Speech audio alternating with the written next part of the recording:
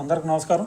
Anantapur cricket district selections అయితే జరగబోతున్నాయి. అయితే ఇది ఆగస్టు 4 అంటే సండే వస్తుందన్నమాట. సో రేపు సండే అయితే మనకి అనంతపూర్ డిస్ట్రిక్ట్ సెలక్షన్స్ అయితే జరుగుతున్నాయి. సో ఇది ఓన్లీ అండర్ 14 వాళ్ళకి మాత్రమే. ఎవరైతే 14 ఇయర్స్ లోపు ఉంటారో వాళ్ళకి డిస్ట్రిక్ట్ సెలక్షన్స్ అయితే జరగబోతున్నాయి. సో ఇది వెన్యూ వచ్చేసరికి ఆర్డిటీ స్టేడియంలో జరుగుతాయి ఏ సెలక్షన్స్ అయినా సరే.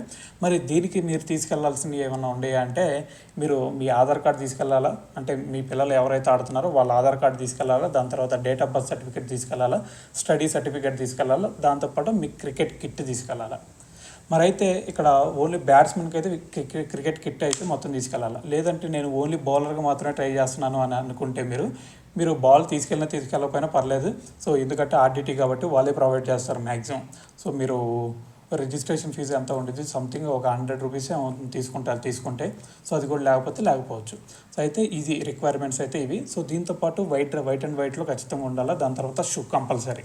సో ఇవి లేకపోతే మిమ్మల్ని ట్రయల్స్లోకి కూడా అటెండ్ అవ్వనీరు. సో కాబట్టి ఇవైతే కంపల్సరీగా ఉండాల్సిందే. సో అండర్ 14 వాళ్ళకి ఈ సెలక్షన్స్ జరుగుతున్నాయి. సో ఎవరైతే అటెండ్ అవ్వాలనుకున్నారో రేపు ఆగస్టు 4న సండే అనమాట. సో అండర్ 14 ఏజ్ ఎవరైతే ఉన్నారో వాళ్ళు అటెండ్ అవ్వచ్చు. కానీ నేను ఇక్కడ మన వ్యూవర్స్కి ఒక టిప్ అయితే ఇస్తాను. అదేంటంటే మీరు ఎవరైతే ఒక బ్యాట్స్మెన్గా ట్రై చేస్తున్నారో వాళ్ళకి నేను ఇచ్చే ఒక టిప్ ఏంటంటే మీరు బ్యాట్స్మెన్గా ట్రై చేయొద్దు. యాజ్ ఎ వికెట్ కీపర్ బ్యాట్స్మెన్గా మీ పేరు ఇవ్వండి అక్కడ. ఎందుకు అంటున్నానంటే అక్కడ ఎంతోమంది 100 మంది రావచ్చు. నాకు తెలిసి అయితే అండర్ 16 వాళ్ళకైతే ఒక 200-300 మెంబర్స్ కూడా అటెండ్ అవుతారు. కానీ అండర్ 14 కాబట్టి సో ఏడు కూడా ఒక 120-130 మెంబర్స్ అయినా అటెండ్ అవ్వచ్చు.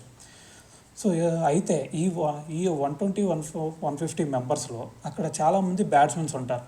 సో ఆ బ్యాట్స్మెన్స్ అంతా నీకు కాంపిటీషన్ అవుతారు. ఒక బ్యాట్స్మెన్గా కనుక నువ్వు పేరిస్తే, అదే వికెట్ కీపర్ బ్యాట్స్మెన్గా కనుక నువ్వు పేరిస్తే ఖచ్చితంగా అక్కడ నీకు వికెట్ కీపర్ బ్యాట్స్మెన్స్ చెప్తున్నా కదా, 3-4 కంటే ఎక్కువ మంది ఉంటారు వికెట్ కీపర్ బ్యాట్స్మెన్. సో నేను చెప్పేది ఏంటంటే మన వ్యూవర్స్కి వికెట్ కీపర్ బ్యాట్స్మెన్గా మీ దగ్గర కొంచెం వికెట్ కీపింగ్ స్కిల్స్ ఉన్నా చాలు, మీ పేరు ఇచ్చేయండి.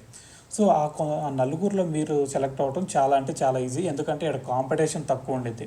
సో దాని తర్వాత ఇంకోటి ఏంటంటే మీ దగ్గర బ్యాటింగ్ స్కిల్స్ ఉన్నా మిమ్మల్ని తీసుకుంటారు, వికెట్ కీపింగ్ స్కిల్స్ ఉన్నా ఏదో ఒకటి ఉన్నా మిమ్మల్ని తీసేసుకుంటారు. సో కాబట్టి నేను ఇచ్చే టిప్ అయితే ఇది. సో దాని తర్వాత మీరు ఒకవేళ బౌలర్ అయితే చెప్పాల్సింది ఆల్రెడీ లాస్ట్ వీడియోస్లో కూడా మనం మాట్లాడుకున్నాం. బౌలర్కి ఎటువంటి క్వాలిటీస్ కావాలని చెప్పేసి ఒక పేస్ మాత్రమే చూస్తాడు. సో మీకు అండర్ 14 ఏజ్లో అంత పేస్ పడుతుంది కాబట్టి మీరు లైన్ అండ్ లెంత్, దాని తర్వాత ఫుల్ టాస్ లేకుండా ఉంటే చాలు. ఒక లెంత్ పట్టుకొని ఆ లెంత్లో బాల్ వేస్తే మీ పేస్ అవన్నీ కూడా పట్టించుకోడు. ఎందుకంటే మీరు అండర్ 14 కాబట్టి అంత పేస్ కూడా పడదు కాబట్టి సో మిమ్మల్ని అయితే పిక్ చేసుకుంటాడు. సో మీరు చేయాల్సిందల్లా ఫుల్ టాస్ లేకుండా బాల్ ఏంటి చాలు, ఓకేనా. సో ఇవి క్యారెక్టర్స్ ఉంటే ఖచ్చితంగా మిమ్మల్ని అయితే సెలెక్ట్ చేస్తారు. కానీ ఇంకోటి నేను చెప్పేది ఏంటంటే అండర్ 14 కాబట్టి మీరు అండర్ 16కి వెళ్ళినా, అండర్ 19కి వెళ్ళినా, అండర్ 23, అండర్ 25 సీనియర్స్ టీమ్కి వెళ్ళినా ఇది మీకు బేసిక్ ఫస్ట్ స్టెప్ నువ్వు సక్సెస్ అవ్వాలంటే క్రికెటర్గా. ఈ సెలక్షన్స్లో కనుక నువ్వు ఈ ఇయర్ సెలెక్ట్ అయితే అండర్ 14లో ఖచ్చితంగా చెప్తున్నాను నీ లైఫ్ సాఫీగా సాగిపోద్ది. ప్రతి ఇయర్ ప్రతి సెలక్షన్స్లో నీ పేరు ఖచ్చితంగా ఉండిద్ది. నీవు కనుక మంచి పర్ఫార్మెన్స్ ఈ సెలక్షన్స్లో ఇస్తే. నువ్వు ఈరోజు కనుక రేపు ఆగస్టు 4 అంటే సండే కనుక నువ్వు మంచి పర్ఫార్మెన్స్ ఇచ్చి నువ్వు డిస్ట్రిక్ట్ టీంలో కనుక ఉంటే ప్రతి ఇయర్ నీ పేరు కళ్ళు మూసుకొని నువ్వు కూర్చున్నా కానీ నీ పేరు డిస్ట్రిక్ట్ టీంలో ఉండిద్ది. నీ పర్ఫార్మెన్స్ చూపించుకోవడం మాత్రమే. ఇక అలా కాదు నేను ఇప్పుడు సరిగ్గా పర్ఫార్మెన్స్ చేయలేదు అంటే నువ్వు ప్రతి ఇయర్ నువ్వు చించుకోవాల్సి వచ్చింది నీ పర్ఫార్మెన్స్. స్వామి నా దగ్గర టాలెంట్ ఉంది, నా కళ్ళే చూడు సెలెక్టర్ అని నువ్వు వేడుకోవాల్సి ఉండేది. అది ఈ సెలక్షన్స్లో కనుక నువ్వు నీ పర్ఫార్మెన్స్ చూపిస్తే నువ్వు ఎవరిని కూడా నా దగ్గర పర్ఫార్మెన్స్ ఉంది అని చెప్పేసి నువ్వు వేడుకోవాల్సిన అవసరం లేదు. ఆటోమేటిక్గా సెలెక్టర్సే నీ పేరు రాసేసుకుంటారు, నువ్వు అటెండ్ అయినా అవ్వకపోయినా కూడా నెక్స్ట్ ఇయర్ సెలక్షన్స్కి. ఇది గుర్తుపెట్టుకో. సో ఇది బేసిక్ స్టెప్. ఫస్ట్ స్టెప్ నీ పేరుని ఆ డిస్ట్రిక్ట్ క్రికెట్ అసోసియేషన్లో నీ పేరుని ఒక ముద్రలాగా చేర్చుకోవాలి అనుకుంటే ఇది ఫస్ట్ స్టెప్. ఇది గుర్తుపెట్టుకో.